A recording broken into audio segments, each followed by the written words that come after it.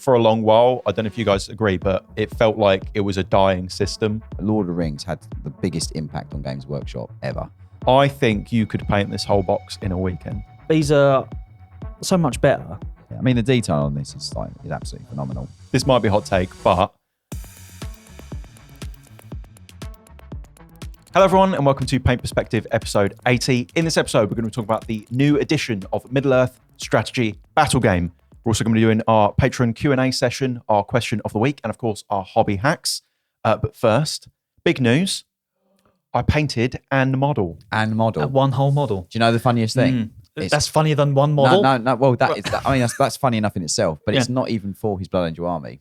Right. So... Yeah. What's it for? Change shirt. Well, are you doing a James right now? Are you switching armies? I've only painted 4. That's enough. I'd like to corroborate. I've never ever switched army. You've never started any, really. I mean, I painted more models than you two combined. So yeah. That's definitely wrong. I'll go toe-to-toe with you on that. Well, there's a Mordian update coming. That's all I'm going to say. Well, blimey. I'm a bit late to the party. I actually started this back in March for McCrag, which was our monthly painting challenge. Good Lord. Things got in the way, all right? It's been a busy year. Like the Blood Angels. Yes. George sneezed and the year went by. It was December. Well, came in as tinsel the next day. Well, here he is. That's heresy. Yeah. What? Hang on, that's an ultramarine. It is an ultramarine. There's not one bit of red on that. Well, there is a purity seal. So we, the video might be out now. Actually, I'll link it if it is. But if not, we're doing a little painting video for socials. Finally got the time to finish him off. So right. And he's definitely one of the ultramarines of all time. He is. Yeah, he's really cool. He's straight off of a 1990s box art. Apart from yellow trims. Well, yeah. I suppose. But no, he's great. Probably the most box art I've painted, I think. Yeah, really? Well, I mean, you don't get much more box art than an ultramarine. That is very true. Poster boys. That is very true. It's hard painting box art style anyway. But doing it when there's an actual box art reference and you're doing it in the exact same colour. How did you feel about painting blue armor? Yeah, it's all right. He's painted blue before. He likes it. It's an ultramarine, isn't it? It's fine. I think they get a lot of stick. Like as much as look, it's a good scheme. It is a good scheme. Yeah, as much as I like what I like, I've painted a few ultramarines and the box art recipe start and also the box art style of them. I think they're really good. I like the whole red versus blue. Thing. Yeah, I do genuinely really like them. I do really like them. But I wouldn't paint an army of them, but I do like them. I like them, but not that much. Yeah. That's from the Heroes series, which was like the box that they've done, which has since been re-released in the Kill Team starter box. But they're really good sculpts, them. Like even for just the bog standard, like Intercessor, is a bit more interesting than the ones from the multi. So he's in that current Kill Team starter set? That specific model was from when they've done the Heroes set. Yeah. But in the Kill Team starter box, which has recently come out, it's basically a re-release of all of those models, right? Like they did for the Death, and the same for the Death Guard. Yeah. So he's from that set. He's great. I like the sculpted base as well. Yeah, the sculpted bases are great, a lot. really great base. And I wish all Marines had box mags on their bolters because I think it just looks. Do you think? Yeah. Oh, I like the ones with the scopes and stuff. Yeah, I mean they're cool. Like the straight. I don't know what the name of it is. The straight magazine. Yeah, with the scope on top. Yeah, looks good. Slight curve to it. Oh, that's a sickle mag with a curve, isn't it? There's two. You get 3 in the box. You get the curved one, the straight one, and then the box one. Yeah. Box Should have gone to the bit store. We've got all of those. Lovely. Always plugging the bits shop. I'm doing my best. Plugs in like a magazine on the gun. Well done. Has there been like a drop this week? What's on the store this week? Space Wolves. Well, we got the Space Wolves bits on there. Yeah, got a whole bunch of those on there. And I think as well, last week I logged all the Custodes parts, so there should be a Custodes drop on there this week if that's your bag. If that's your bag. If you like Golden Boys from Terra, that's your thing. So this is the drop for you. Yeah, follow us on eBay. What have you been painting, Paul? Well, I'm still painting my Marshal, Cavalier Marshal from the Cities of Sigmar. I've got to he's all fully prepped. He's green stuffed because GW insist on putting join lines on capes across the shoulders. And I hate that. So how dare they dynamically pose their miniatures? Why? How dare you? And then I had to sort of fill that gap and correct that as much as I possibly could. So he's now at the stage he's fully built. Although I've kept the rider off, Yeah. Because I thought that might be. He's a bit trickier to actually sit on the saddle once he's built, but we'll figure that out at the end.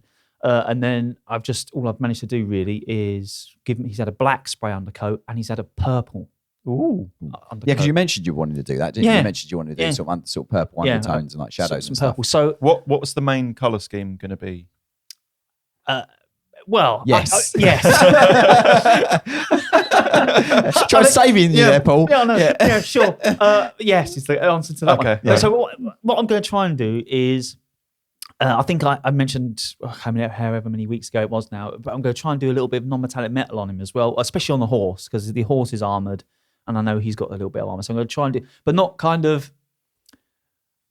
I want it to be a little bit more abstract. This is more of an experiment, expressive. Sure, yeah. It's good. I mean, like I said, it's good to do projects like that. It seems like a nice model to do something totally random on. Yeah, so definitely. I thought I'd just have a go. I'm just going to not worry about it too much and just have a go. Dive straight in. If it doesn't work out, just strip it and do something else instead. But do Exactly. it properly next time. Loads of confidence there, Paul. Yeah, I've never known someone as fearless with painting. it's as Paul. great. It's great. No, I don't know. It's great. It's not even like faux confidence either. You're just like, it just is what it is. Well, I'll just have a go at it. I mean, think you should. It's not. I'm not going to end up in hospital from doing it. So what's the worry? So I'll have a go. And Well, if you were we'll see using a knife like without the handle, like If you're using, George would have been doing. If you're using the cheap like £2 box cutter that James insists on using for cleaning models, drills. I'd just like to say, Power in my many years of cutting Yeah. models of sprues and cleaning models, I've never actually cut myself with a box cutter before. So Yeah. I think I think a poor workman blames his Yeah. tools, George. I think, to be fair. And So I think, did you learn that on the job site when you was building miniatures? hey, look, there's nothing wrong with that at all whatsoever. Bit of DIY involved in Yeah. your wargaming, it's all good. And I think I'll all just good. try a bit of texture painting on the horse instead of just doing because most the horses are just flat, aren't they? Like the skin. Yeah. So it's just a flat texture. So I might try having a painting. So I thought fur we were type going texture. to approach this fur on the horse by trying to paint like loads of lines to insinuate the hair. I thought That's exactly what. Oh, okay. Yeah. Okay. I'm going to try anyway. I literally I heard texture paint and I imagined, I heard like- texture paint as well, and I was like, "Are you going to be painting texture Paint with sand in it? Yeah, No. paint sand on the horse." I was like, "You are going gonna- mental with colour Yeah, and really- also really abstract. basic material." I'm just going to paint it with Terran Earth and You've- just dry brush it. You've spent yeah. too much time going around the Tate Mod and looking at piles of sand that were £400,000. So See if yeah, I can, so yeah. might be able to flog it. No, I thought I'd just have a go at sort of trying to paint textures on sort of hand definitely. painting. Yeah, so Yeah, yeah. I don't know. I'll have a go and see how it turns out. I mean, you'll have a look when I've finished it, I suppose, at the end of it. But No, you'll be no fine. worries if it doesn't look all that great. I'll just move on to the next The thing. Get on with my fearlessness is life, good. you know. It's really good that you're that fearless. I think it's good. Well, I'm I mean- super keen to see what you do with it. Me and all. You know, it's a bit of a. Well, I've got to the point where it's all purple now. So he sat there, just looking at me. He's like, "Why am I purple?" So I think it's just kind of winging it as I go along. Yeah, that's the answer. That's yeah. the way. Yeah, This is the way. yeah, perfect. So- No, good. James, what have you been painting? I had a break from priest month or priest fortnight or however long it's been. Priest Fortnight. Yeah. Priest Fortnight. I've That sounds literally- like some sort of like weird skin. Did you get anything free on that magazine? I've literally been. Long time subscriber. I've literally just been painting priest after priest after priest. So I've got 6 or 7, probably like 6 or 7 of them up to like 80%. I just want to put them away for a little bit, not look at them, and then come back to them with like some fresh eyes just to refine them. Why do you put them all at 80%? Is that so later on you can sort of tie them all together? For Yeah, because because there's things that there's things that I want to do to make them all look like cohesive, even though they're like got different color robes and they've got different equipment and that kind of stuff. So I've got them all to a point where it's like, yeah, they're well underway. And it's almost like, not when I burn out, but when I get to a point where I'm like, I've done enough for that time frame on that model, I can then jump onto another one and get it to the same sort of point. And then what I'll do is go through all of them with fresh eyes and refine all of them down, basically. Yeah. Just any little bits. It's a good and bobs. idea to stop burnout, I suppose. On It makes it more. There's a fine line between burnout and boredom. Yeah. I suppose. And then Yeah. if you get to that point, you perhaps you lose interest in the miniature. Well, and do you you know- think, I just want to finish it, and then you ruin it. Yeah, well, do you Well, know what not it is ruin as it, well? but- Like while I'm painting another one, it's actually I'll do something on one of them, and then I'll think, oh, that other one's got something like that, and then it'll make me look at that other one differently by this one. Does that make sense? Yeah. So it's kind of helping a little bit, but not. But so what I've Yeah. done, I've stopped painting all the Imperial side of the diorama at the minute. And I was like, do I want to start doing the actual base? And I'm like, no. Do I want to paint 65 Nurglings? No. So No one wants to paint. It'll be the day 65 before. Nurglings. won't it? I'm going to have a lot of Nurglings on it. Yeah. It's going to be a lot. I might not tap out, but I might not do 65. We'll say I just want the floor to be covered in Nurgle. Taps out of his army, No, taps out of his dire armor. I'm not.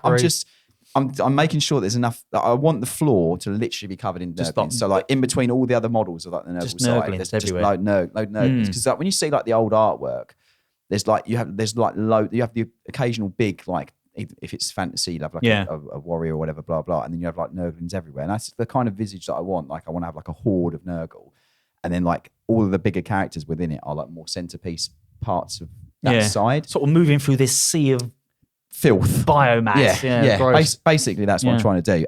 But yeah, so I started kit bashing and converting one of the main protagonists from the Nurgle side, which is a Death Guard Terminator Lord. And I've gone full the thing on him, basically. So, as a sort of a Death Guard sort of thing, I'm quite keen to see these. Like I said, I've started converting him. I'm going to really try and push my sculpting on this. And what I'm going for, I want to really make the Nurgle look like that out of the thing. So like his arm is going to have like a giant maw with teeth, as if like there's a mouth in where his armpit would be and stuff like this. So I'm going to go a bit crazy on it. So.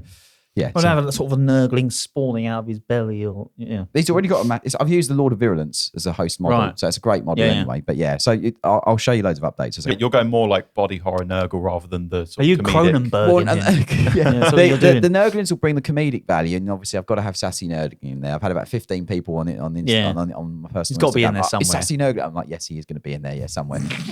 But where's Wally? All the actual literally. Where's Can you sassy? do one Nurgling in a stripy like red and white? Paint some circle, make some but all the Nurglings are the comedic side, but then everything else is going to be like full not Geiger, but like full like body like it's going to be the scary part of Nurgle basically. That's what we want. So I'm really having fun with it, but yeah, I just needed a change on it, like so it gives me time to come back to the priest afterwards. So yeah. Nice. Sounds like you're doing some other stuff that you're not normally. I haven't painted Death Guard at all before, so this is like a big divergence from what I would normally do. So yeah, I'm looking forward to it. Yeah, I really am. Right. So speaking of miniatures that you've painted, of course, the topic of this episode is the new edition of the Middle-Earth Strategy Battle Game. So GW kindly sent us the new box for review, and we're going to be talking about obviously the contents within it, the miniatures, and what we painted, of course. So you want to talk about the ones that you painted first? So yeah, I painted Lord Thorn and also Frecker, which are two of the Forge World characters that came out alongside the box. Oh yeah, they've done. I forgot about that. There's the new box, and then there's some terrain kits and some Forge World kits as well. And there's quite a few character models. Yeah, quite a few great other models. That so they've gone full beans with this new edition. They put a lot of effort in it. Of a sudden, I think it's because you obviously got the new film, the animated film that's coming out, and obviously that's what this is based on. Which is really exciting actually, because it's like it's almost like, I know that everyone loves the films and stuff, but the real live action films, but to have something that's animated and sort of like tell a bit more of a story from Lord of the Rings, I think it's something really interesting. So yeah, I'm super pumped for it, and I think I can't wait to watch the film. And also, there's other models in this box, some of the plastics that I would love to paint as well. So it's not the first animation. Of course, you realise. Did you ever see the I think it's called the Fellowship of the Ring back in like the 80s or something? No, I've never seen that. That's a weird.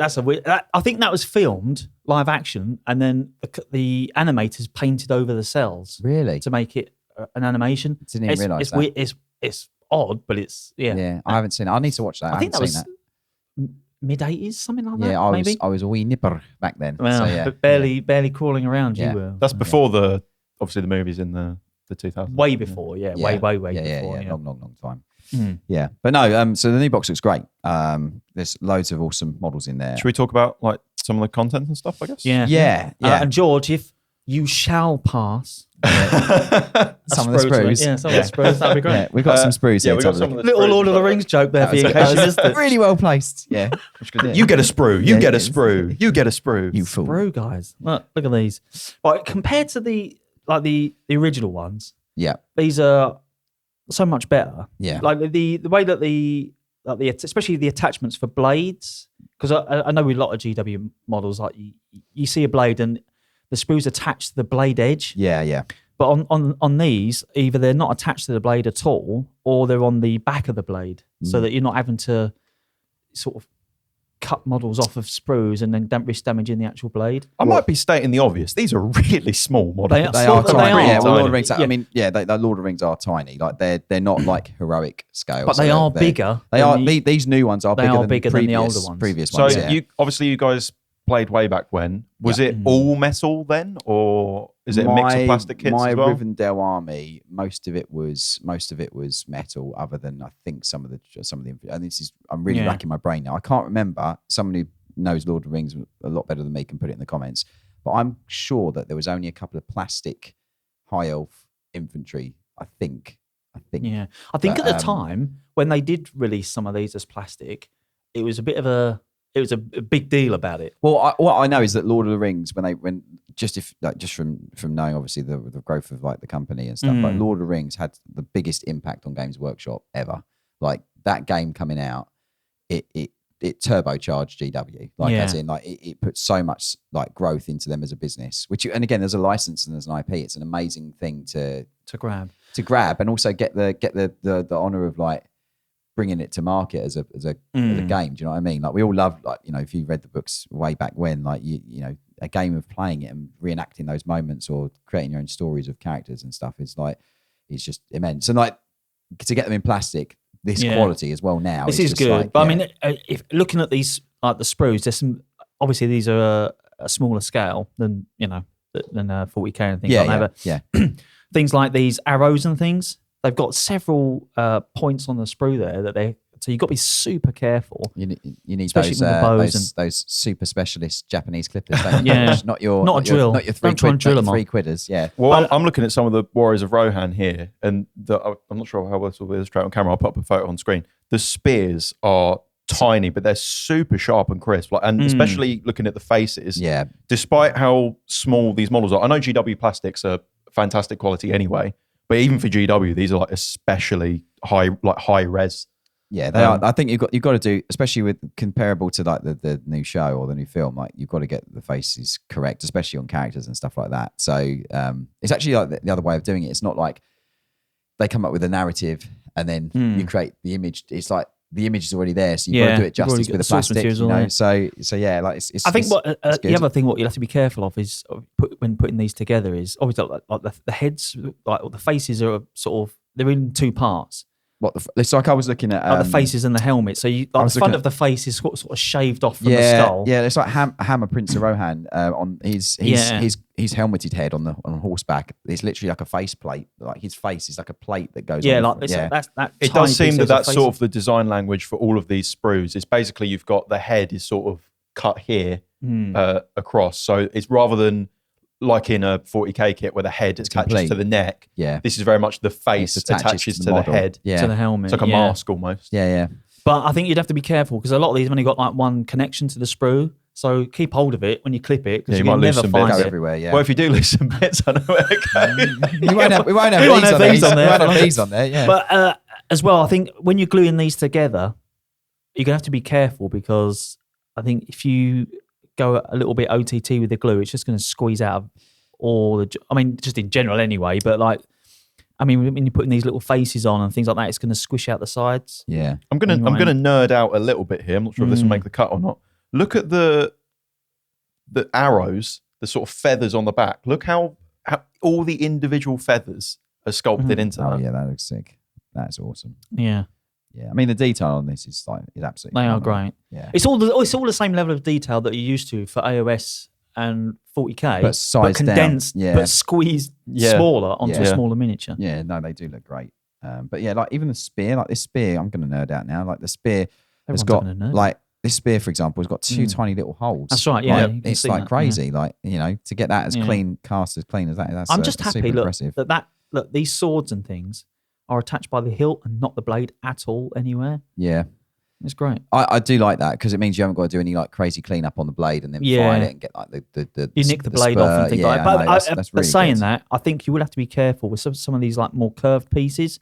If you're just going to clip them straight against the thing, you're going to end up with a little flat. But they're easier to like buff and to sort out, smooth than a sword blade, like a sword blade. I'm quite happy as well with the horses and things because a lot of especially with horses and things, the sprue attachments are always in awkward places, but there's not many that are directly onto like large flat areas. They're all seemingly on the seams. Yeah. There's a couple. There's always going to be a couple, but I think that's something that's not discussed enough. Is obviously everyone talks about the quality of the models in a sense of when they're finished and assembled, but there's not a lot. You don't hear a lot of people talking about sprue design in that way and how that can impact the quality of model and also just how enjoyable it is to put them together. Because when you've got a lot of horrible sprue joints on a model, you've got to do a lot of cleanup with, and then it results in more work for you. It's not really particularly fun. And then also if it's impacting the quality of the model due to your cleanup job, whereas a lot of these, because they're so small and tiny and precise, the fact that they've got quite clever sprue connection points in sort of more hidden and obscured areas, which is a really good great. thing. Well, I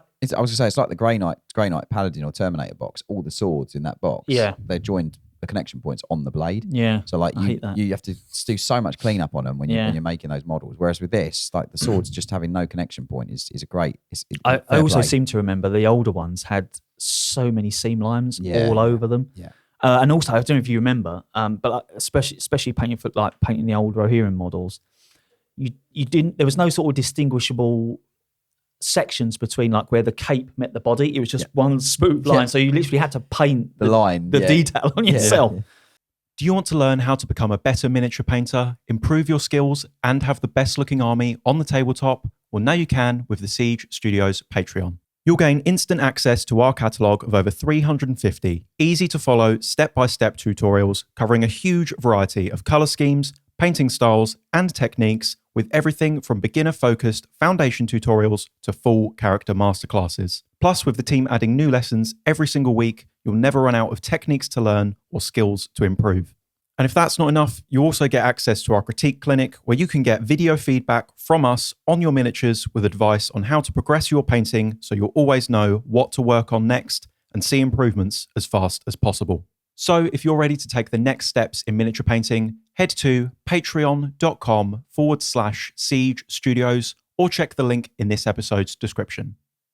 Well, speaking of models that we painted, obviously Adam from the team and James have painted some of the models. Adam is the one who's painted the plastics. So we've got a hero from each side. The Rohan colour scheme. It's great, isn't it? Fantastic. It's really good. I'm not going to lie, looking at all of these models, it's done the thing, you know, where you see a release, you see it on the Warhammer community, and you're like, oh, that's cool, it's exciting. And then when it's in front of you and in hand, it does like really set the fire. It really hits the nail on the head, doesn't it? Especially when you see it painted. The thought like of painting an army of those is... Yeah, I suppose it's quite daunting, I suppose. I mean, how many? You get what, 24 in the box of the just the standard guys, I think? I'll be honest though, I think that as armies go, I don't know if this is as daunting necessarily as a 40k army, because no, I think if you think in the sense of, so this whole box set that's behind me, there's 56 models in there, but bear in mind of that, you've got the characters and there's mounted and on foot variants of those. So that's kind of accounting for a good chunk. That's of that. 8 in all. That's 8 together. And then you're dealing with 24 in terms of infantry on each side. But obviously they're in like war gear, right? So they're all kind of fairly uniform. So in terms of they're great for batch painting. You're pretty much set up to go. And it's a more, I don't want to say drab color scheme, but it's fairly muted, right? Yeah. It's not like they've got crazy amounts. I don't know, like the green on the tab on the cloak is really rich. So it is, but I mean in the sense of it's a lot of leather textures, a lot of cloth textures, a lot of batch paint that you can do in that, and there's not like tons and tons of color on each model in terms of, you know, start to finish. I've got to do like 15 colors on each model, so I think they'll be fairly approachable in that sense. Yeah, and also it's going to be a really, really effective force at the end of it when you've got like 24 guys that you're all in their uniforms. You know? No, they're sick. I mean, Adam done a great job with that. It looks fantastic. Yeah, really tempting actually to do a small force. Get a little. I just had a look at the instructions. He actually comes with 3 options. He comes with his axe, the spear, which Adam done, and he also comes with the sword. And you've also got 3. Is it 2 or 3 head options? I think got 2. You got 2 different head options. That's quite good. Well. So yeah, it's quite cool actually. And they go to be honest, looking at the way they go together, the parts go together quite easily. So there's not many components for each model, which is actually quite good. I mean, you can see that on the sprues as well. Like a lot of the bodies for these models are kind of one piece. So I'm looking at like a torso and legs. Yeah, is kind of a front and back push fit. Yeah. Unlike again some of the 40k armies where you've got like 15, 16 parts per model. Yeah. When you've got like 24 guys on like one or 2 sprues, that's it makes for going to speed things up, isn't it? Not only sort of batch painting, but batch building. Yeah. A bit of a thing as well, maybe as well. Once you've decided what weapons you want to put on, I suppose. Yeah, no, definitely. I mean, Adam painted both the plastics and the box. So you obviously just magnetise them. What, the parts? Well, I mean, yeah, you can. I suppose you could even small magnets. Yeah, well, it's just on Halith, it's just a hand connection, so you can. So it's quite cool actually, and it's I like the level of detail as well. Like for example, if you don't give him the sword, when he's wielding the axe or the spear, you actually get the cross guard and the pommel of the I did sword notice that on the stick sprue, on, stick on the model as well, which is actually really. That's going to be one of interesting. those bits where you clip it and it goes and it shoots across the room. Yeah, no, but overall, really, really awesome. I guess from like a painting perspective, these sit in quite an interesting point because you've got they're not characters from the movies per se, but obviously there's lore and backstory. So in terms of painting, the character fall. Yeah, but they will be. in Well, it is a movie, so they will be a character from the movie. But I agree with what you're saying. They've not got, I suppose, the richness yet that other characters have got from the live action films. No, but I mean in the sense of in 40K, right? You can kind of do whatever you want. You can kind of just say they're your thing, which obviously you can do with these. Yeah. But it's interesting that you've got all this amazing reference and source material to kind of like follow. It's almost like historical modeling in a way. Yeah. Because you've got, how they looked in that movie from that battle scene. So kind of recreating that in miniature form, I think would be quite fun. Yeah, I think one thing to also overlay on this is Adam is like a massive Lord of the Rings fan. So when it came to him approaching painting these, he was like, this is like he's like super engaged on it as well, which is really cool. So he really knocked it out of the park with both of them. I guess this is kind of like I feel like boxes like this are kind of like a love letter to Lord of the Rings fans. They are, definitely. Yeah, because I don't think that it's like who you are if you want this box. Yeah. Whereas with 40K and Age of Sigmar and some of their other games, it's like, come and look at this cool story we've got. Whereas this is like, Lord of the Rings fans, we got you. You want more stuff. Yeah, it's almost the alternate. You fall in love with, I say alternate, but it is similar in essence because obviously they've both got a very deep and rich lore and narrative and characters, etc. But I think I don't know, Lord of the Rings, because of what it is and because obviously of the previous films and the live actions, I think it's easier to uptake on the falling in love with it because you've obviously seen the film. So, I know Lord of the Rings. So your expectation is already there, I think, to be honest. Yeah. But Potential gateway as well, because obviously if you're coming... I was just going to say... If you're brand new to the miniatures hobby, you love Lord of the Rings, you see this, you go, might like to get into that. A year later down the road, you might see the 40K stuff, or especially the Age of Sigmar stuff. That's very true. And putting these together for sort of newish person to the hobby, they're not actually that bad, are they? No, they're not. No, looking at them. But you're very right with what you said about obviously Gateway, because like lots of people that then went on to get into 40K and other game systems, Lord of the Rings was the way they got in. They walked past Games Workshop and saw Lord of the Rings in the window, and they're like, oh yeah, that's I know lots of people that have gone into this in general just because of Lord of the Rings. So I think for me, it's kind of going the other way. Obviously, I'm into AOS and 40K and all the other miniature systems that GW do. I'm a big Lord of the Rings fan, but I've never really had the opportunity to step over there. Yeah. And I think for a long while, I don't know if you guys agree, but it felt like it was a dying system. That I know that it had its I know it had its fan base, I know it had its community and everything. The but there scene's massive though, like for Lord of the Rings. Like it desperately needed an injection. I think it needed a big push with a new box set like this, because I know they've been having new miniatures like drip fed, some amazing characters and stuff. You're always seeing them at competitions and whatnot. But I think it especially with the age of some of the models. They needed to revisit and but I think this has been this has definitely like freshened it up, I think. And now someone like me who's always just sort of looked at it over them, like, oh, I'm kind of interested in that, but I'm not too sure. Now seeing it with all new plastic miniatures that look fantastic, it's definitely made me want to go over to that side of the fence. And I guess with the other TV shows and whatnot, it might help them to bring more characters into the game system. Potentially. Yeah, so it's I think there's loads of stuff that can happen with Lord of the Rings, which is great. But I'd absolutely annihilated them in a good way. So he done really good. So. Do you want to talk about the Forge World sort of counterparts that you painted? Yeah, so I got to paint Lord Thorn and Frecker, which are two other characters from I'm guessing obviously from the new film. Really cool characters. They've got great little backgrounds, like snippets that I kind of like read a little bit about, obviously on the Warcom articles. Obviously they're resin, so the approach to them is a little bit different. They go together pretty well. So like it's still, and I've got to say this: the new, I think it's a new resin that GW are using, because it was really crisp, like really no imperfections at all. I didn't find any imperfections, to be perfectly honest, which I was really surprised about, and it just shows sort of like where resin technology has gone. For someone who maybe hasn't painted a resin miniature, you say that the approach was different. In what sense? I think one of the things with resin is, in my mind, plastic is a harder material, and obviously with the forming process of plastic, you get really super crisp, defined details. Like one of the things we were talking about earlier was obviously the faces on these plastics. The faces are incredible. On the resins, they're a lot softer in the sense of like the depth of detail and stuff like that. Yeah.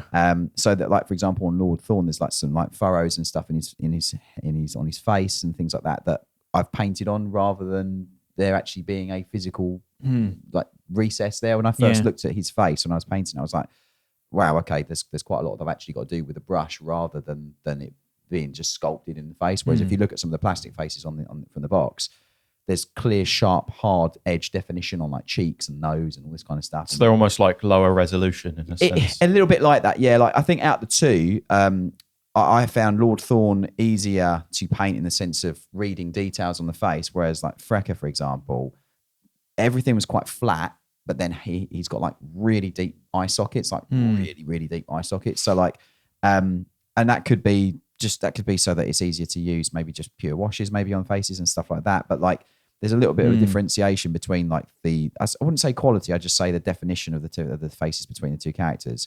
They're both fun to paint in the sense of like being different for me. It's not a Space Marine, it's not 40k, so I enjoyed doing it. I guess you approach it quite differently as well, being a painter first and a gamer probably Second. third. It's not even on the table. Yeah, Like, but if you're someone who's painting these for the tabletop and for the game, them being so small especially, I think that your mileage may vary on how important that is to you. no, totally. I think agree. Like you said before, I think perhaps for the sort of average sort of amateur painter like myself, a quick sort of flesh tone and a wash, definitely. and her face is done. Yeah, you would still get that. You don't have to worry about the eyes. No, 100%. You would get that. One thing that was interesting to me. So I obviously had a look at the plastic sprues before, obviously working on these resin ones, and I noted that. The definition on our faces was massively like, more or greater on the plastics, which was the only, I think, I say shame, but it was the only thing about them that I like really, I really kind of like. I would have loved them to have the same definition as the plastics, which again is down to the material, not to anything else. Yeah, I was going to say, is that not an option then? Can they not? Is that not a thing that they can? I don't know. Like, maybe they're just not like the. I don't know. Maybe I don't know casting. All cards on table. I'm completely ignorant when it comes to casting. I just know that the way that plastics are molded with the metal molds and everything, that you get a much crisper definition because of the pressure the plastics put into the mold and all that kind of stuff. Again, I've got a very, very basic understanding of casting, so anyone who's more into it will be able to explain properly in the comments. But yeah, I just found that like a lot of the details on the faces were very soft compared to plastics. And like what for painting and the perspective of painting, you just have to approach it in a way of obviously being a lot thinner with paint, building up the opacity a lot slower so that you don't obscure details, and then once the face is base coated, then going in and actually sketching where the shadows will be on as if you were painting them on rather than. But bearing in mind these are a lot smaller. They're smaller, yeah. I mean, look, I'm used to painting obviously like you know, heroic scale. These are obviously a bit smaller than heroic scale, and like, you know. How did that change your approach then, being that much smaller? Just turn the refinement up as much as possible. Like try and be as even neater than I normally would be, and just really try and be as careful with the neatness on the model, because you kind of like, whereas you've kind of got a bit of saving grace on the hard plastics because because like if you talk about marine, for example, or something like that, the details are a lot chunkier. So if you do accidentally overlay too much paint on an area, they're a bit more forgiving, I think. And I think because you've got more room to work with. Yeah, a little bit. Whereas with these, like if you go in too heavy with like paint on the face of this, for example, or even like on the inlay, like on the pommel or the cross guard of the blade, it's got like a really lovely little inset detail. You're going to lose it. Metallic paint's being a bit thicker. You put that in there, too much of that in there, you're going to lose that detail. So my whole approach was, I just need to be way thinner, build up the opacity as I'm doing this so that I don't obscure the softer details that are on the model. Like was the quality difference noticeable elsewhere on the model other than the face? I was a little bit scared of the sword, I'll be honest with you, because I'll do this on camera, but the sword is quite... it's made of jelly. It's quite wobbly, the sword. Yeah. And obviously I paint with a hairdryer, so what I was noticing was...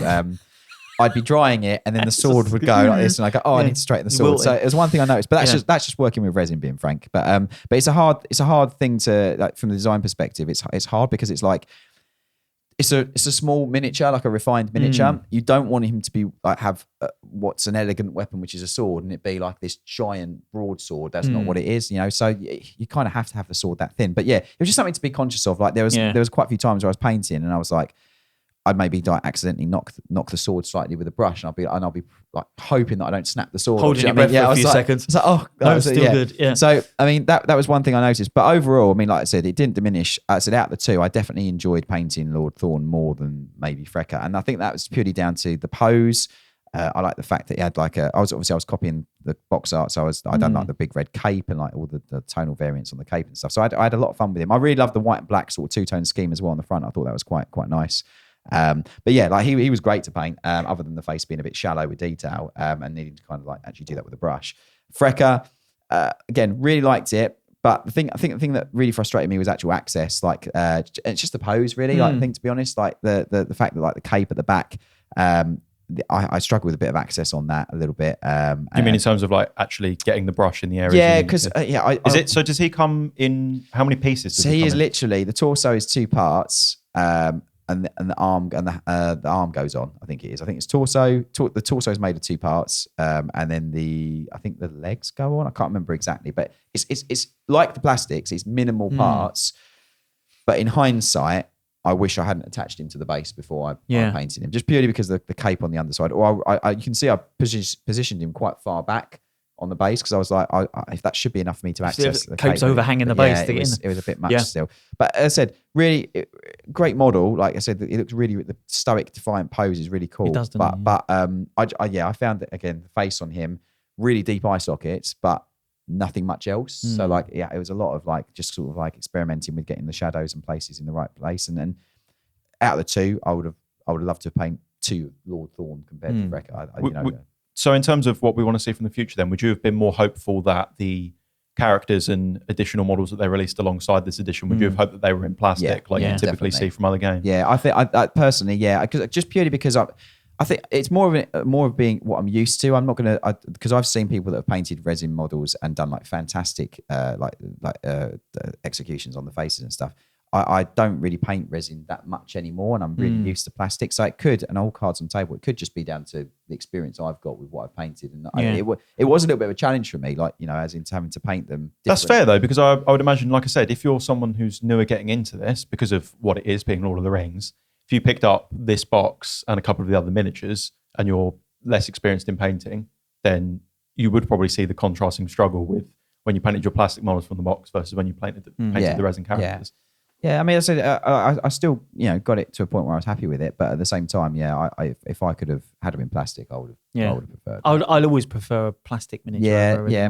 I'm going to say this, and it pains me to say it, but like I would have actually preferred them either plastic or metal. I know they won't do metal anymore. No, but I would have preferred metal as well. I always struggled with resin miniatures. Yeah, always. Maybe it was because most of the resin miniatures I've done was quite a few years ago now. What, they fine cast, or they? Well, but some fine casts. Yeah. But some things from Forge World back in the day. Yeah. And is like you say, like some of the things are always a bit soft, like details and things. But also, most of my experience with resin was full of bubbles and things like these didn't have that at all. Honestly, like I think we're past the days of that. We've got another one here. So we've got Helm Hammerhand, Wraith of the Hornburg, the most angry Father Christmas looking model ever. But so he's like, what is it? 4, 5, it's 6 pieces. So it's 6-piece model. Legs and torso are separate, and then you've got some arms, plus also the tactical rock and then like his head.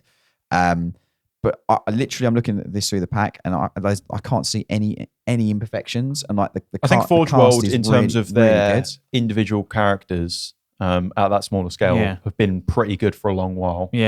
Yeah, I mean, I'm looking at his face now through the pack, and I think we spoke about this just before we started recording, actually, just the quality of this specific miniature. But like his face sculpt has got loads of definition. There's loads of like different sort of like, you can see like facial structure, and like, there's some furrows on the top of the brow and stuff. So like, it could just be model to model. Do you know what I mean? So with these, especially with the plastic ones, and maybe some of the resin miniatures, do you like for the actual, like the gamer and not necessarily the painter, do you think these are good for contrast? I think they're great, yeah. I mean, like I said, they've got that. There's such high detail in a small package, so I think contrast would probably take to them quite well. Do you know what? This might be a hot take, especially because I'm known as being a slow painter. So this might be a hot take, but I think you could paint this whole box in a weekend pretty easily. Yeah. Potentially, yeah. You could, I suppose, use some speed there's not that many models. Yeah. The models are fairly uniform to each other in terms of the infantry. You really only got 2 colour schemes going on. Yeah. I think, and especially even the scenery is fairly simplistic. Scenery is great, actually. And the scenery is fantastic. We haven't right. spoken about that, obviously, but the scenery is really high quality as well, much like the plastics.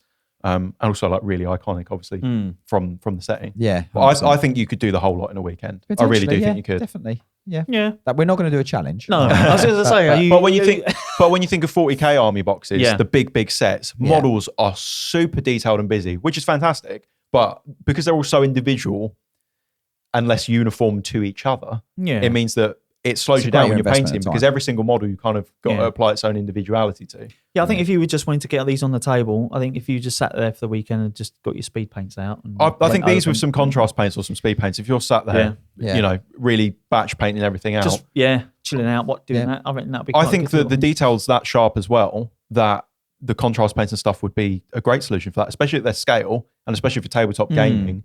I don't know that you're going to need to do a lot more than that. No, I agree. I agree, definitely.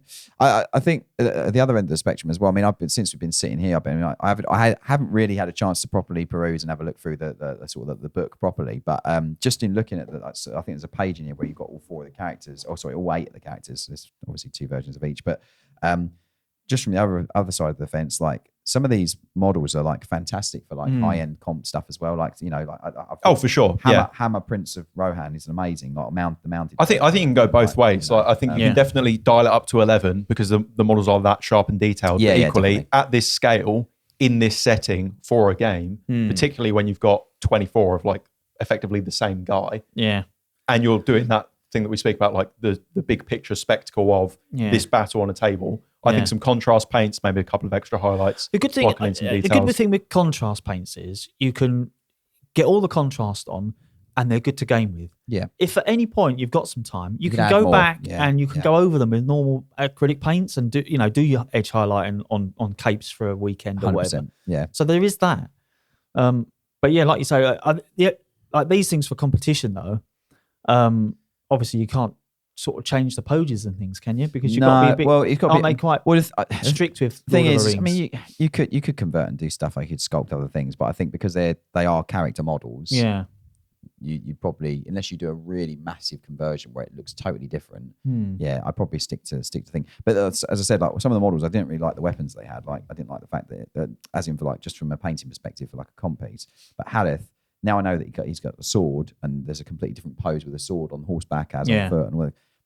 There's some really good options in there for me, just from what I like and what I'd like to paint, you know, for an entry. I've been looking for a good Lord of the Rings entry, and there's a couple in this box that definitely. It's a good kit. I think it's quite good. Yeah. Just to round it out as well, I did have a little skim through the rule book, and I will say that is the only thing that I think is a little bit daunting with this box. Is this game system has been described to me as especially with the last edition, as like one of the most streamlined rule sets that GW have, and I've been told it's fairly easy to pick up and fairly straightforward. So I went into this thinking, maybe this could be like a game that I can pick 4 up. pages. Brilliant.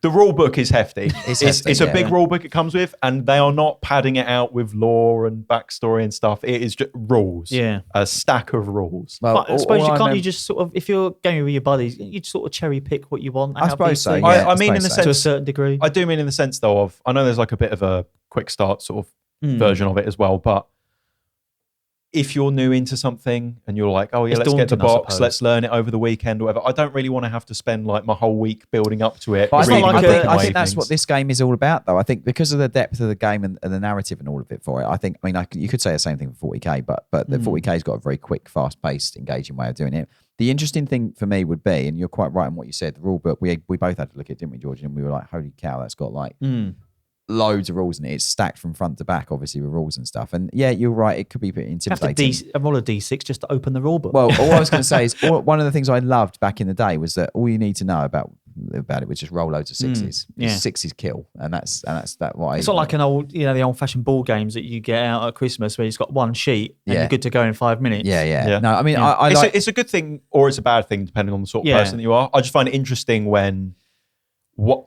I just find it interesting from a sort of macro perspective of, on the one hand, they're trying to make some systems really, really easy. Yeah. Happy for anyone to pick up, like with Kill Team, for example. On the other hand, they're like, here's your 156 Yeah, but I think Does that book contain all the rules for all the different armies in that book? Or I'm not sure. Maybe, I don't know. Is that why it's I don't padded know. out so I can't much? confirm or deny at this point. But what I would say is that one thing to think about this though is that, like a lot of other games, they bring out the core game, which is this one. You never know. There might be like not kill team.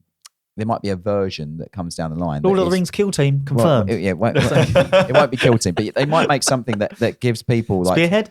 Potentially, yeah. I don't know. Whatever it's called, they might make something which is tangible to that, which then is the easier way to get into Lord of the Rings Necromunda gangs. Yeah. I think you're crossing the streams Ghostbuster style way too much there, Paul. I can't think of anything else. But yeah, but Warcry. No, you could call Lord. I'm going to call Hollow. Lord of the Rings Skirmish. Let's call it that, Warcry. Skirmish. There you go. Okay. So it could be like it could be like a smaller Wow. version. I've got that it. gets you into it. Lord of the Rings Underworlds. Could be. Right. On that Kill Team, note, Underworld. Should we just keep naming game systems, Paul? This is Just great really- content. let's The have audience it. will Can we love annoying? this. Can we break James? yeah, you're not going to break me, but yeah, I think that's potentially what you could do. But look, for someone who's been into Lord of the Rings for a long time, I think that this box gives you some fantastic miniatures, and at the same time, I think for anyone new getting into it, it's quite exciting. For all the reasons you said, the models are really crisp. Not huge model content, and I think even for a model or for a gamer, like you've got various options, especially with the loadouts and stuff. You can make the characters quite unique between those. So they've got 3 options each. Like there's quite a lot of variables regarding obviously what they look like as well. Yeah.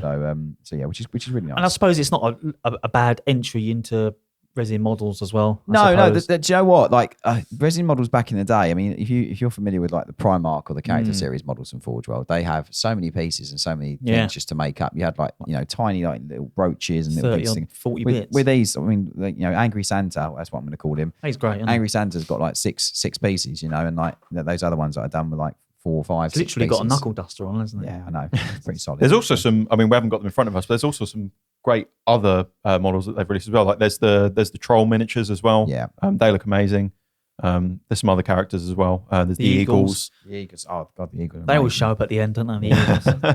Yeah. It's exciting. It's really exciting. I'm looking forward to what the system holds in the future. I think at a minimum, it's nice that community has had a bit of a breath of fresh air. I'm Yeah, quite definitely. looking forward actually to someone's bound to get something commissioned, then we'll have a whole Rohirrim army. That'd be amazing. That'd be great to see. I'd love to. Yeah, Just yeah. for the spectacle of having it to look at. It's like, oh, this is great. I'll be shouting, running around the office, shouting, "Ride for Ruin!"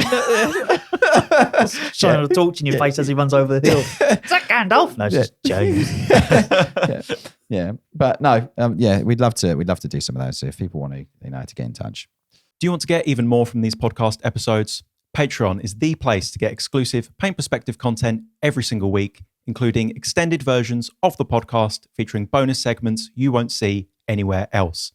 Plus, as a member, you'll get exclusive Discord access, including monthly hobby hangouts with us, opportunities to ask your questions on upcoming shows, plus all of our podcast content completely ad-free. To learn more, head to the link in this episode's description or go to patreon.com/Siege Studios. So one thing that I thought would be fun to do this week, mix it up a little bit, was answer some questions from our patrons. So we've done a little Q&A poll on our Discord, and we've had some responses in. So think of this as a agony aunt for miniatures. Oh, they're not maths. Oh, they're not maths related. That's good. Don't really want maths questions. Was you expecting maths questions? Well, I don't know. You said you asked them for questions. They could. One I plus could have asked you anything. 1 + 1 Nurgling is 2 Nurgling. Oh, is it though? Yeah. First question from Adriana. What's the best way to prep for Golden Demon and other similar painting competitions? Any advice for painting or techniques or even model selection? Well, buy a model first. It's always helpful. That's good. Cheers, Yeah. Paul. Next question. You could do Let's go. classic basing comp stealth drone, but You could do- or There's always one, isn't there? Yeah, there's always Yeah. one. Yeah.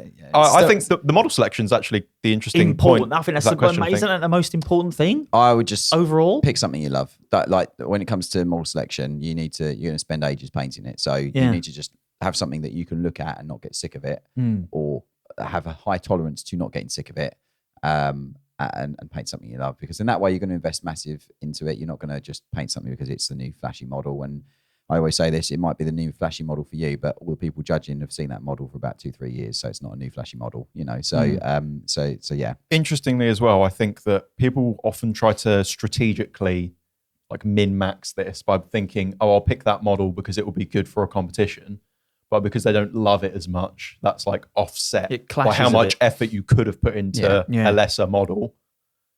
Maybe that paint job would have been elevated more anyway. I think you're going to go full... If your heart's not in it, you're not going to fully commit, are you? You're going to go full beans on something that you love. And like, if you're just picking something because it's the new cool flashy thing, or you're not 100% set on it, but you think it would be a good entry because of X reason, it depends what you enter the competition for as well. Are you entering it to win or just to enter a competition for the first time? Yeah, there's lots of different entry points into it. But I think... and I mean this in trying to stay as level as possible when I say this, I think that there's lots of different approaches and avenues into competition painting and why people do it and et cetera, et cetera. But like, I think if you're just doing it because you want to try it or because you want to, you know, push your painting, which in my opinion, and it is an opinion, I think using it as a goal, which is what we speak about very, very often on the podcast, using it as a goal to improve your painting and challenging yourself whilst harmonizing that with something that you love and doing things that you've never done before, I personally think, in my opinion, that gives the best results, you know, whether you win or whether you don't. You know? So yeah. I completely agree. Yeah. Sovereign asks, how do you pick colours for battle damage based on the original armour plate colour? So I guess an example of this would be if you've got a Space Marine in a blue colour scheme, how do you pick what colour you do your battle damage? I always thought you just went with the top highlight colour to paint your scratches on, and then obviously added a darker colour on there to add like the recess and then maybe another damage. I mean, that's 100% right. So like, you do your... Did I get it right? Yeah, you can do it two ways. You can either paint... There's no right or wrong. But you just said I got it right. No, I'm taking that away from you, Paul. It's the order of things. There's different orders of doing it. So you could theoretically paint on all the chips in brown or whatever colour you want, and then you have to edge highlight them all, or you'd add like some highlight onto them. That's one way of doing it. Or you paint the shape of the highlight chip first and then paint within it, you know, so that insinuates depth. The battle damage is the illusion of depth on a surface that has no depth. Yeah. So, and also you're creating rust or damage or chipping or whatever on something that isn't chipped. Depends on what you're trying to imply the material is as well, because you could do this just with straight up metallics. Yeah, if that's what you're going for. If you're just trying to show that some paint has rubbed off, you know, 100%. What do you think the material is underneath? Yeah, I think there's obviously ways you can approach that in a sense of color theory and whatnot as well. I would say that not a bad like catch-all rule would be just use whatever color you used for the recess shading on the armor. Yeah, that works. It's probably going to get you there. If you want some contrast, maybe use a slightly different tone, but I think that's going to be a fairly good fail-safe, and then experiment from there, because like I said, there's kind of no right or wrong. Try a few ways. Rust isn't also specifically talking about rust. Rust isn't just orange or brown. There's loads of different colors and tones. If you look at rust, it has so many different hues and colors and things in it. So I'd take that into consideration. But with color and stuff like you're saying on a blue model, if you're damaging an ultramarine, using more orange tones, orange and blue contrast each other really well. That would work quite well, because obviously the color, the relationship between the colors. So there's lots of really cool strategic things you can do with it, but ultimately you're trying to insinuate a bit of wear or damage. And like you said, George, you could use some silver just on it just to show that the paint's come off the material. Do you know what I mean? So Jack asks, when is the WrestleMania style 4-way 1,000 points tournament happening between you chaps? Well, you've got to paint 1,000 points first, and Paul comes in with the metal folding chair. Seriously, then we'd have to learn a game system. There is that as well. Yeah, that's a lot of investment, isn't it? There wouldn't be much of a game. My favourite wrestlers were the Dudley Boys, so like there wouldn't really be much of a game. They'd be getting tables out and putting people through tables and stuff. So Big Daddy. Anyone remember Big Daddy? I don't Giant haystacks. No, I don't remember him. That's the only wrestlers I know, and they're from like the 80s. No, I think they do say seriously though. What is your hobby goals for 2025? You go first, Paul. Well, I think we have mentioned this previously, and I think one of my hobby goals is for next year definitely do another big model. Yeah, like Visit Scale Mark II. Yeah, and on sort of levels, I'd really love to paint Mortarion. Oh, that's been one of my things for a long time, but just never getting around to do it or having the money to buy the thing. So maybe that next year, that'd be great. And I think just generally, I want to do a lot more sort of abstract kind of style with painting. Literally go mental with colour. Yeah, well, yeah. I mean, and styles just sort of. Well, you're kind of like, I guess the gateway for that is you're talking about non-metallic metal already. Yeah, so. yeah. Have a little go at this. I mean, it's quite nice to do like the GW style box art type thing. 100%, yeah. But that's just one style of countless Many others. that you can So do, yeah. it'd be quite interesting to explore some of the other styles that are out there and just see what works, what I like, and what doesn't. I think the thing is painting in other styles as well teaches you other ways of painting, and you learn other things about paint and its application through doing them. So, like, yeah, like you're ultimately all you're going to do is it's another weapon in your arsenal to do the job, if that makes sense. Yeah. You know? So, yeah, like you should experiment as much as you can. Definitely. What's your goal, James? Enter as many competitions as I can. Actually, all my entries be done before the competition, so I'm not doing one of your next year's goals is to paint an awful lot of Nurglings. Yes, yeah, I have got quite a few. Yeah, it's paint a lot of Nurglings. No, do the diorama and then paint my other entries in time before any competition, so that I'm not painting in hotel on night before 60 Nurglings or morning. What would like an ideal amount of time before the competition? For it to be finished? I would like like days, I would weeks, like at least a week or two grace before the comp, so I can go, not look at the models for X amount of days, have some serious fresh eyes, come back to them and go, is there anything I need to tweak? Is there anything I need to smooth? Is there anything that needs to do better? You know, because I think that there's too many. I've said it multiple times on it. There's too many runs for the finish line literally before the comp, and I can't deal with that stress. I'm getting old, right? Okay, I can't be dealing with that stress. That's what you live for, isn't it? Yeah, no, I'm not going to paint it until 10 minutes before it has to hand. I genuinely can't. I can't deal with that anymore. Trying to varnish it as you hand it over. I can't. And I will say it now. I do want to paint the Mordian army. I do. It is something that I do want to do because that seems like an awful lot to squeeze in. Yeah, I know it does. Yeah, but this is the thing. Yeah, that's another thing I want to do. So yeah.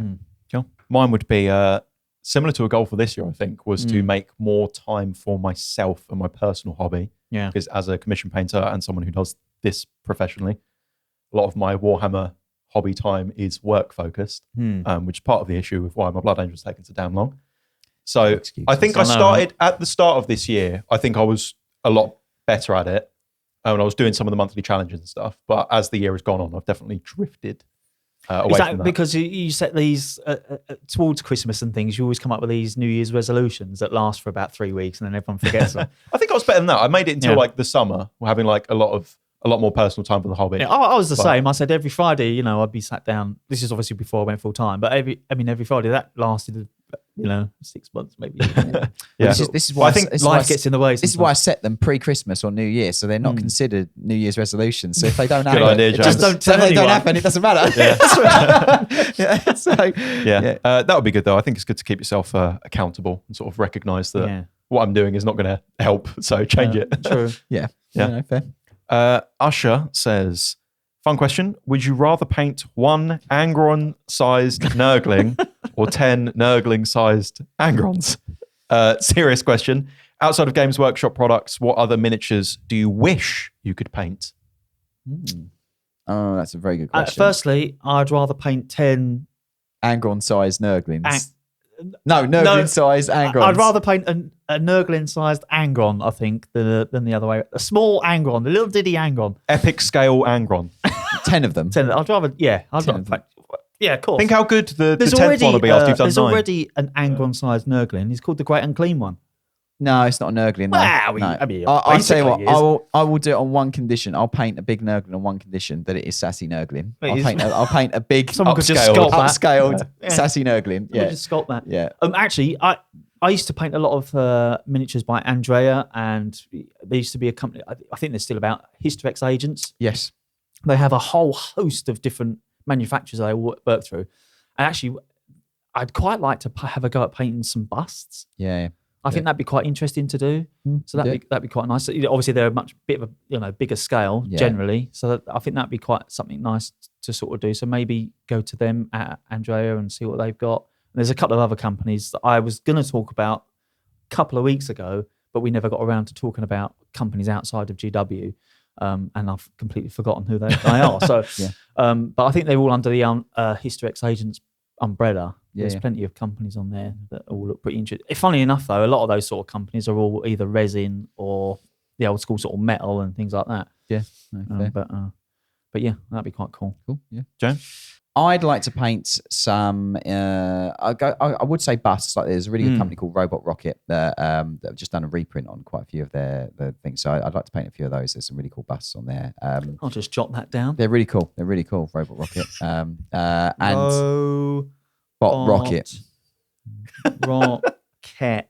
Yeah. Check them out. Check them out. They're good. So those, or I think we spoke about it the other day, George. I think it was you I spoke to you about. But I'd actually like to revisit my grassroots, which are painting a Mark 1A Spitfire airfix kit. Oh my goodness! Yeah. Wow. I'm really fancying it. Yeah. So I'm huge into World War II aircraft, and I think that I'd never cool. done an airfix kit justice when I was a kid, when I was sticking wings to myself and stuff like that. So I'd like to revisit that and just do a real sort of like. God, I didn't even consider that. What a thing that would be. I think I'd actually similarly like to do some scale model stuff, because I was doing a lot of that when I was younger, and I've not revisited it since acquiring some actual skill. Yeah. So that'd be fun to do. And I recently found out that there is a model kit for my actual car in real life. So I think that'd be cool to do like a little mini version. Yeah, that'd be cool. That'd be fun. Maybe some Star Wars models figures as Star well. Wars is They're great. Yeah, they're Yeah, absolutely awesome. awesome. Yeah, they're amazing. They are. Darth Maul. I was doing the Legion stuff when that was new. Yeah. But since Shatterpoint has come along. Shatterpoint, yeah. So I'd be interested to try out those and see how they compare. Yeah, they look quite cool. Darth Maul is like one of the most amazing characters and badass models ever. So I'd they look quite cool, don't they? Yeah. Sphere says, I've been painting for a few years now, and I'm feeling comfortable with my skill level in most techniques, but I still really struggle with painting eyes and to a lesser extent faces. Maybe in my late 30s, my eyes are not as good as I'd like them to be, or I just need to practice more. So I'm wondering, what's the best way to approach eyes and specifically other tiny details generally? Any methods, tips, or tricks welcome? I'm kind of in the same boat there. I don't know what it is about faces that just makes them so different to painting everything else on a miniature. Do you know what it is? It's because it's the most instantly It's like the focal It's the point, most instantly recognizable thing that the human eye is trained to understand and view what it is. Because you know it from birth, you recognize you know what a face is. Yeah, you don't learn your mum and dad's face very quickly. So that's why you see like faces where there aren't in like clouds and stuff. Yeah. It's just what your eye. And if something's Father, not quite is that right, you? I wondered why you were stopped in the high street the other day, just looking at the sky. But I think that's why if it's like just even slightly off, it looks mental. So, If you've got a Space Marine bit of armor and like the edge highlight isn't perfect, it's just blending in. But if you've got like just the tiniest little thing off on a face, Your model's rubbish because his face looks a bit weird. Yeah. No, but If the model looks like it's drunk 15 cans of Red Bull, then you know. I had the same sort of issues sort of with my eyes and things. So what I found was I didn't bother with any of these weird gadgets of hanging off your face of, night vision magnifiers goggles, and all that weird stuff. So I mean, you're looking at something like Honey, I Shrunk the Kids. I just went and got some, just go and get some reading glasses. They come in like so many different magnification. So I've got like 4 pairs from 2. I think it's like 2.5, 3, 3.5, 4. Do you mean they're just like off the shelf ones? You can just like go into in a like even in supermarket? like the local pound shop. Yeah. I think I've got 3 pairs for like £1.50, and there's nothing massive hanging off your face or anything like that. They, obviously just feel comfortable. I mean, they're good for obviously doing close-up work, obviously because they're meant for reading. They magnify everything pretty good, and then you can just sort of, they don't need batteries for lamps and all the rest. It doesn't interfere with anything else. Definitely. So I go back and forth with the magnifying stuff because I'm a glasses wearer for distance. yeah, So when I struggle to wear glasses or even just magnifiers for like looking at up close stuff. Yeah. And like my depth, the thing that bothers me the most is the depth perception. So it's not when I've got them on and I'm painting. Keep missing it. I go to rinse out my brush because I'm doing that, every 20 or 30 seconds when you're painting the face because it's tiny and your brush is drying out. And like I'm like reaching around like a blind man on my painting desk. Do you know what I mean? Knocking stuff over. Yeah. That's great. And then also, and I know you can like flip them up and stuff, but it's really irritating to just That's why I say it's like, just about. everyone goes with all these mad gadgets. I was looking at things for wearing off your face and stuff, and some of these gadgets are so expensive. And then I just thought, why don't I just go and get some reading glasses? Yeah, That's a good advice. It's Yeah. good So cheap. And if they break, it's only, £1.50 for 3 pairs. Just don't get another pair. In terms of like technique and stuff, I would say don't copy me on that one. I would say don't use a rubbish brush, regardless of what size you're going to use. I would say one thing: you can probably use a way bigger brush than you think you can. Yeah, you do not need even for eyes. Even for that, you can use a size 2 for eyes. If it's a good brush and it's sharp, that's the important thing. If you can go bigger, I probably would, because it's going to be drying out less, and then you can focus more on your application of the paint. I think one of the biggest things, and one of the things I think will add real value to anybody in this specific question is your pressure management with the brush and the control that you have with it to be able to paint little dots, little lines, and little marks. The better you get at painting, I know it sounds really, really basic. Like, I'll just learn how to paint little dots and little lines. That in itself, being able to do consistent, same size dots, lines, little marks, little shapes, all that kind of stuff. The better you get at doing that, that will directly translate to the better accuracy and control you have on such a tiny little thing, which is an eye socket on a miniature. Yeah. I would actually be using, I remember your hack from a little while ago. By moving the elbow. Yeah. So obviously, have you tried it? No. I tend to avoid anything that's got eyeballs. So for my 2025 pledge, everything, nothing can have a helmet. Ooh. But for the Marshall, obviously, I'll have a go. Give it a go. Give it a bosh. That makes anything better. Can I give a hack as well? Go on then. Paint the eyes on the face first, because if you do them too big, say they're even getting onto the eyebrow and the cheek, you can paint the eye massive, make sure it's perfect, and then just come back in with the skin tone after and cut in, and then you're left with the negative space being the eye that you paint. I always do it the other way around. I spend ages painting the face, then I put the eyeball in and just go, ha! I do this. I think a lot of people do that because you don't think about the eyes when you're painting the face as much necessarily. No, I normally go, I forgot the eyes. Yeah. Put the eyes off. Don't paint them. You'd be surprised. They're that small. If you shade the eye socket, even if you've painted the face really, really good, especially in hand, you might not get away with it in photography so much, but especially in hand, you might really not notice that much. I think a model with a really good painted face without the eyes painted at all can look better than a face with the eyes painted poorly. Or just literally paint sunglasses on the faces. They've been out on the lash with the lads. Just paint sunglasses. Just paint sunglasses. Just paint sunglasses on. There you go. I have that favourite, everyone's favourite blue ultramarine. You know what I'm talking about, the massive eye. Just paint sunglasses on. Done. Yeah, great. Final question is from Roffalos, who says, what metal band album cover would you choose as a painting scheme? You can only use those colours. Already decided. Thy Art is Murder, the album Hate. That's my cover art. What colour scheme is that? Yeah, that doesn't really... okay. Yeah. Well, there's red. I'm so shocked. Every colour available known to man. Black, grey, red, purple. Yeah. All the colours. Thy Art is Murder, the album Hate. Amazing Australian death metal band. Yeah. Cool. I would say In Stasis by Monuments, which is like a modern prog metal band. And that is blue with like bright pink sort of accents on it. It's kind of almost like neon lights kind of thing. I think that would look sick if you had like dark or sort of mid-blue armor scheme with some like bright pink like lenses and some glow effects and fire and stuff. That looks sick. The reason I chose that is because I'd love to do like a Chaos Demons army or do the paint Chaos Demons in that scheme. I think it'd look amazing. Yeah. So. Not red. No, it's like, I mean, that would work. It's always roasting you this week, James. No, but it's red, it's got black, it's got grey, it's got orange, it's got yellow, it's got purple, it's got Look at the artwork for that album. It's incredible. James, he's done you. You got to move on. Care. The album, red, isn't it? He just wants a red army. That album art is amazing. Another red army, brilliant. Paul? Well, I don't really know many metal bands. I know Metallica. Does that count? Say Ride the Lightning. Go on, choose Ride the Lightning. Yeah, well, the only Metallica. That's just blue. And blue white, and it's also got other colours. Did you? I tried to prep for this question, and I had to look through my Spotify, and I noticed that metal band albums tend to be monochrome. They do, don't they? It's a lot of black. I think, or there'll be like two colours. Yeah, you know. Yeah. But I was hoping to cheat and pick something that be just like have every colour in it. But I can't remember which Metallica album it was, but it was just a black cover with like a very faint. That album is called Metallica by Metallica. That's the album. AKA it's just black. the so Black it's just Album. black. So all I got to do is undercoat stuff and I'm done. Boom. Dry brush with a bit of grey. Sorted. Nice. Fair. Hope that answers the question. Is that? There we go. Brilliant. If you're a fan of the podcast and want to support the show, why not check out our collection of merch at the Siege Studios shop?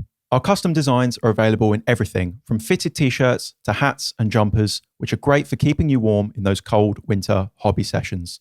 Look, we've all been there. You try to support a creator only to be sent a scratchy, ill-fitting shirt and the logo disintegrates after washing it. That's why, when designing our merch, we wanted to make only the highest quality products that we would genuinely want to buy ourselves. Everything is made from soft, high-quality, organic cotton with prints that are made to last. I've been wearing mine around the studio for over a year now because I love how it fits and feels, and it's still as fresh as the day I got it. Plus, everything is in stock and shipped to you directly from us. None of that print-to-order nonsense. And just for you podcast listeners, you can get 10% off of your merch order and a free sticker pack by using the code POD10 at checkout. So to order yours now, head to the link in this episode's description or go to siegestudios.co.uk/shop. Oh, in the spirit of questions, we've of course got our question of the week. Yeah. So thank you everyone for submitting your questions for question of the week. If you have a question that you'd like us to answer on a future episode, leave it in the comments down below. The return of podcast favourite, Grimdark Mark. He's back. He's with back. a vengeance. Grimdark Mark. Thank you, Grimdark Mark. It says, eBay rescues. What's the best way for resin and texture paint removal, and how successful has it been? Is this when you buy it from pro painters on eBay? Potentially. Yeah.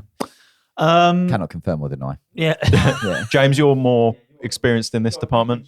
You've been buying dozens of Mordian tanks over the course of the last They week. weren't Mordian when I bought them, but they will be. Yeah. I am going to go down the route of using BioStrip 20.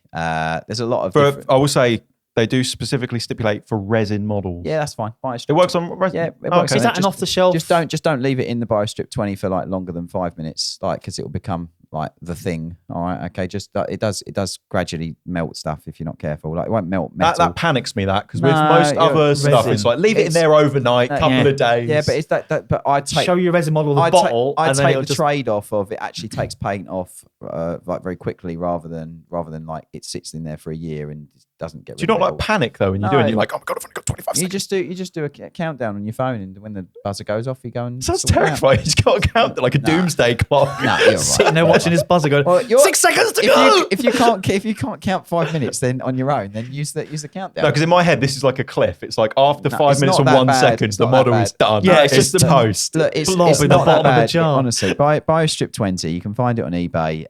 You can find it from. You get it from eBay? Yeah, You get it from the shops in the UK, right? You can get it from some shops in the UK, yeah, but like definitely. BioStrip. I don't think I've ever seen that. Is that for removing polish from floors? No, it doesn't do that. No, bet it does. BioStrip 20. It's I bet really it good. does. It's really good for acrylic paints. You can chuck it Yeah. on. You can chuck it on resin and plastics and metals. Metals, you can leave metals in there forever. Like it won't do anything to metals. I think Element stock it actually. I think it's on our recommended products. Got an affiliate link in the description. You can check it on there. Check it out. It's really good. And again, if you're going to leave stuff in overnight in it, I wouldn't recommend that anyway. Personally, I know that a lot of people have used like. In the States, they've got like Simple Green. Like in the UK, Isopropyl, I know is really popular as well. Like they use Dettol. Like Dettol's a pain in the backside. It just gets sticky when you introduce water into it. It's just a real nightmare. Being I had some nightmares with Dettol in my time. And also Yeah, pine we've all oil. been there. Believe it or not, pine oil on your hands. It actually is really bad. It dries your hands out. It takes moisture out your skin if you're not using gloves with Dettol as well. I definitely would recommend just BioStrip 20. Again, put it in 5 minutes, leave it in there, take it out. Use again. I'm going to pick up an old hobby hack. He's going to say the toothbrush Use thing. the electric toothbrush. We've been referencing all the hacks this episode. Literally, the amount of time you will save from using electric toothbrush. And It makes sense though, doesn't it? Honestly, like it does. But the thing is, I will say, like, for tougher materials, like for example, you mentioned like the basing paints and stuff like that. The scenic basing paints. They do set like concrete, so like you're probably going to need something more strong, like a chisel or something, just to get that off. Like Chisel? or a sharp or Again with the with DIY tools. Yeah. Just get a hammer and chisel. Just smash it to bits. Look, I'm a man. I'm an 86-year vintage man. Bush Right, with okay, a hammer. I will go with DIY. You're 86? I said I'm an 86. No, I know what you said. Vintage I know what you said, man, James. I don't care. okay? I'm cutting that out. You're not even going to get that word in. Yeah. So look, I've got a few years behind me. I would gladly say you got to use more abrasive techniques to take off those basic materials and stuff like that. They don't come off easily, and you're probably gonna have to use a hobby knife or something to get that off the bases. But It'd probably be easier clipping the feet off and resculpting whole new feet.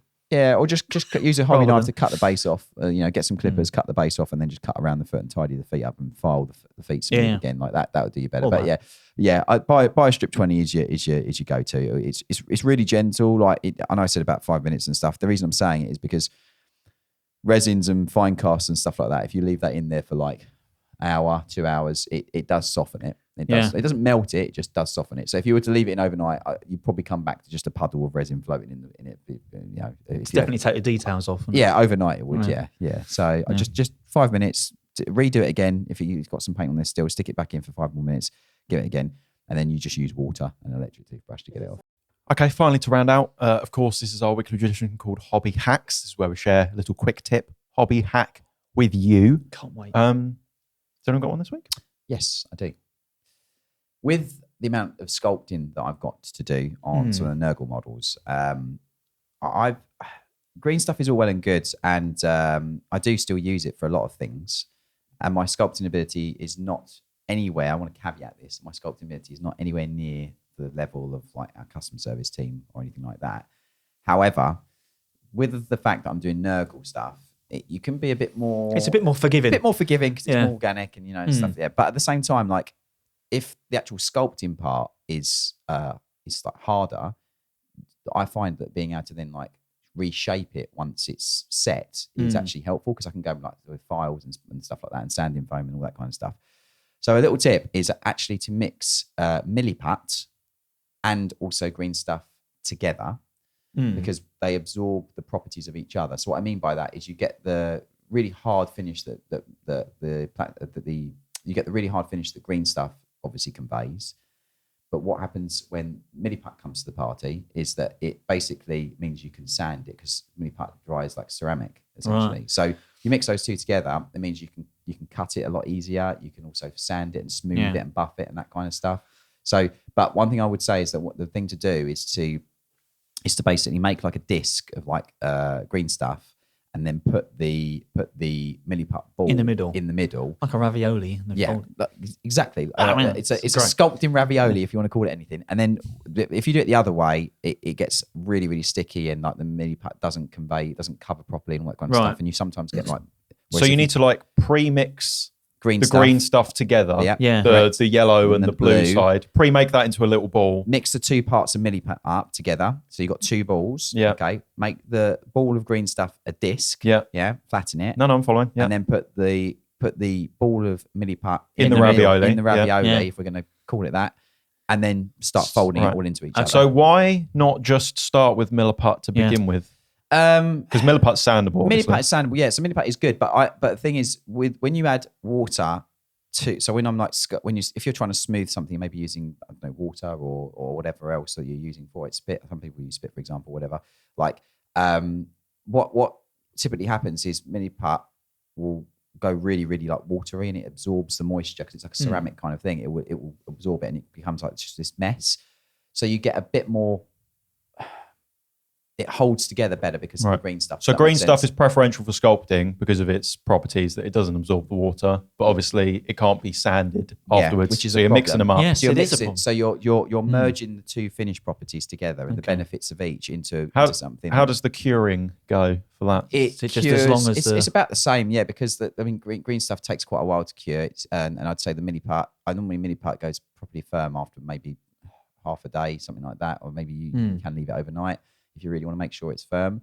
But yeah, it's just a really good way of making a mix for sculpting that gives you the plus points. Best of both worlds kind of thing. worlds, yeah. This is actually quite good because obviously, like I said before, when I was doing my Marshall green stuff in the join of the cape, once that cured the next day, it took me forever to sand that down. Yeah. And because it's obviously on all the different folds of the fabric and to get it so it blended in. Yeah. That's why I've always typically. I was doing it for ages. Yeah, that's why I've always typically used milliput for gap filling. Is because milliput's good. Milliput's still really, really good. Perhaps I need to get. I'll get a little pack of that. If you do the milliput mix, as in 50-50, you're actually using 4 parts because you're using two of that, stuff, two of the two other. of milliput like together. But it gives you a really good hybrid of both. Yeah. That means you can still work it like green stuff, but it's got the plastic elastic nature of green stuff, but it also has, when it's dry, It can be sanded a bit easier. It can be sanded and smooth. Can I give you a hack in a Nice. hack? If you buy some Milliput, Hackception. you know I it think. comes in the little bag, the Yeah. like almost like a sandwich bag. Yep. Horrible stuff. Yep. And Milliput tends to like oxidize, so you end up with this sort of like outer skin Of brown. You kind of brown that you've kind of got like cut off. Store your Milliput in an airtight container. Like get it out the Tupperware. box. That it comes in a little cardboard box, and they come in like little bags. That's nice, but they don't seal properly. Yeah. Right. Get rid of the box. You've opened your packet. Congratulations. Put it in an airtight container and store it in there. Do yourself a Yeah, favour. yeah, and I'm sure someone's going to ask in the comments. It's something I forgot to tack onto it as well. Like there's different midi putts. You got the super fine. Oh, the you've got standard white. grey I find is fine. Standard is great. Yeah. Yeah, just Okay. get the standard. Perhaps I'll try that then. I didn't even, that wasn't even a consideration for me. I got green stuff. And I thought that's what we all It's use. I'll like just whack that in. chemistry, but with Warhammer. Yeah. So yeah, It's just learning knowledge. Fantastic. Okay, I think we'll round it out there then. Massive thank you for tuning in for this week's episode of Paint Perspective. We're going to jump over now to the post-show, which is a bonus benefit for our patrons. So if you want to get even more Paint Perspective content in your life, completely ad-free, of course, then check the link in the description of this episode. Otherwise, we look forward to seeing you next week. I'll tell you what I'd love to see, right? Space Hulk, but Lord of the Rings. Now, hang on a second. Whoa. Imagine it in the Mines of Moria, yeah. but it's like a Space Hulk type game where you're like the dwarves That'd be and like you're that. fighting all the That'd be orcs amazing, and yeah. stuff, and the board is dynamic.